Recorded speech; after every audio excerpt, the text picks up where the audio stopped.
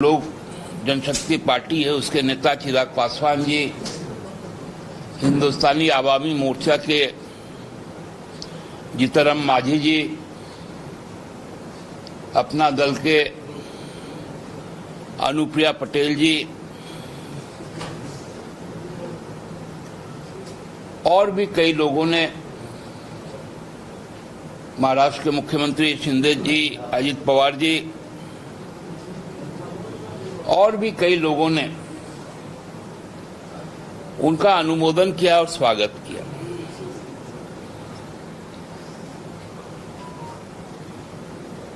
और उसके बाद आदरणीय मोदी जी ने अपना भाषण दिया। वो भाषण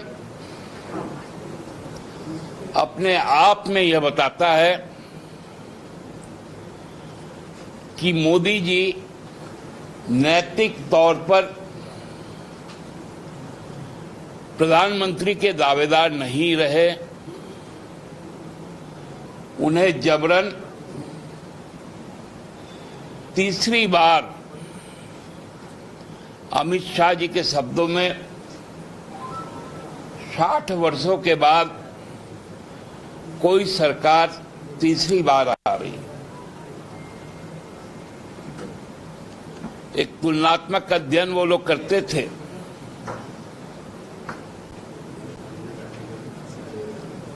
कि नेहरू जी के बाद मोदी जी आ गए, तो थोड़ा पीछे भी जाना चाहिए कि तीसरी बार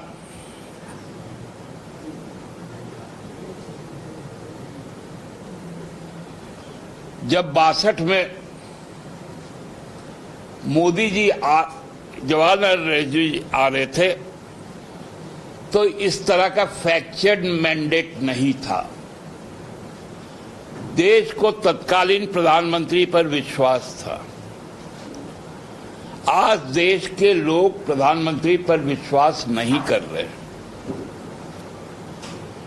ये फैक्चुअल डेटा को लोगों ने छुपाने का काम किया, जो भारतीय जनता पार्टी का अपना स्टाइल ऑफ फंक्शनिंग है। आज पहली बार 10 वर्षों के बाद मोदी जी मजबूर हुए एनडीए का नाम लेने के लिए। अपने पूरे संभाषण में उन्होंने एक भी बार भाजपा का नाम नहीं लिया, जो दर्शाता है कि भाजपा के नेता के तौर पर उनकी हार उनके लिए शर्म का विषय है।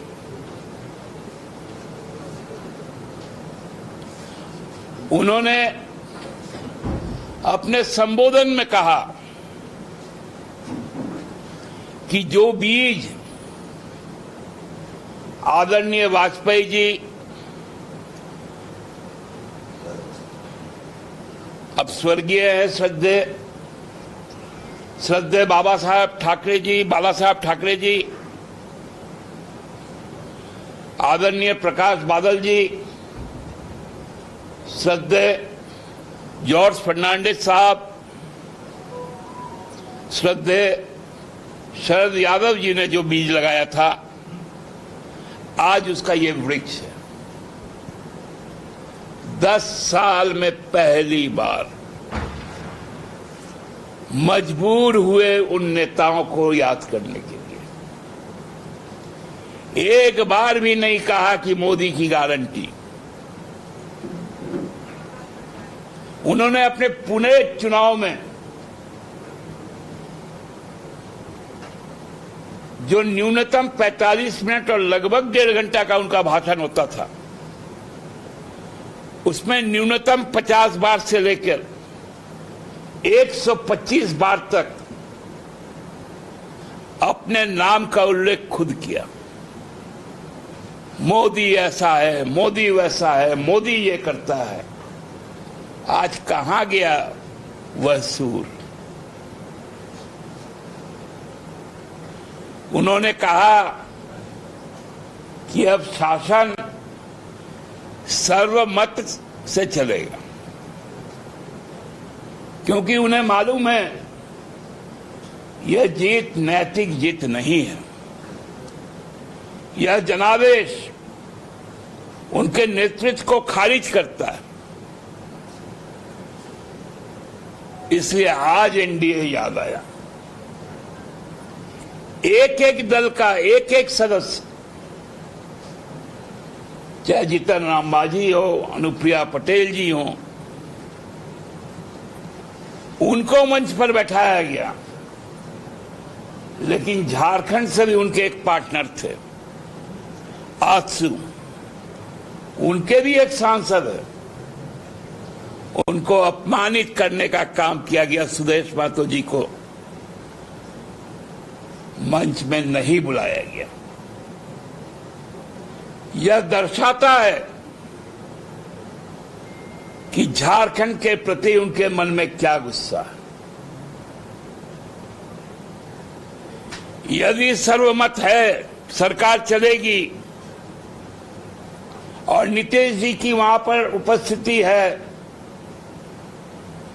तो जातिगत जनगणना होगा या नहीं होगा, आज नीतीश जी को भी इस बात का जवाब देना होगा।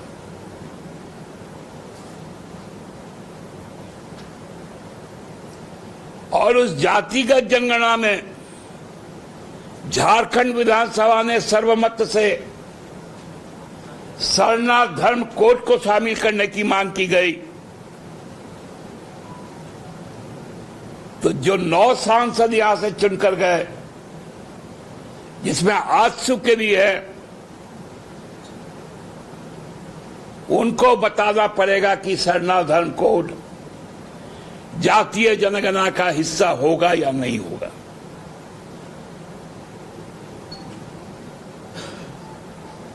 उनके साथ खड़े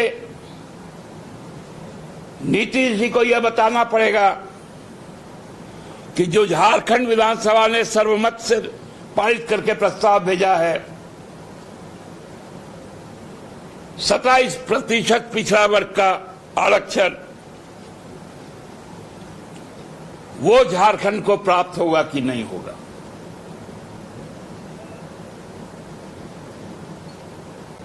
वहां पर शामिल चंद्रबाबू नायडू जी को बोलना पड़ेगा कि सीएए, एनआरसी लागू होगा या नहीं होगा, क्योंकि आपके मैनिफेस्टो में आपने इसको खारिज किया है।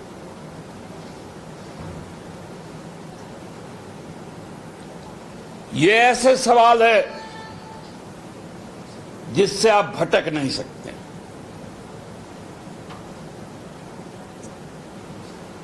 मोदी जी इतना घबराए हुए थे, उनको यह तक कहना पड़ा कि हमारे ही पार्टी में कुछ फ्रॉड लोग हैं जो शायद बता रहे हैं कि कौन मंत्री बनेगा और किनका विभाग होगा। आप लोग उस झांसे में मत आइएगा। उन्होंने अपने मुंह से कहा।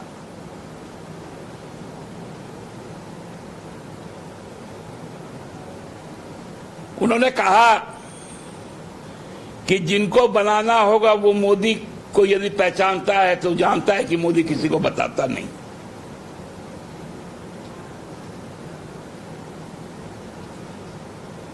मतलब हम लोग एक कहानी सुने थे ना, उनका जो आज पूरा संभाषण हुआ,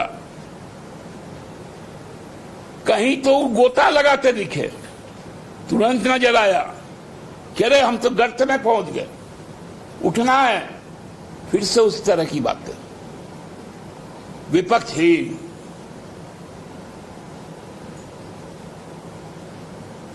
फिर से संभल जाते थे। एक वाक्य में उन्होंने कहा कि हमने किसी से पूछा कि कल किसकी सरकार थी, तो उसने कहा एनडीए की सरकार थी। हमने पूछा कल किसकी सरकार बनेगी, तो बोला एनडीए की बनेगी। और हम लोग पिछले 10 वर्षों से क्या सुनते आए थे?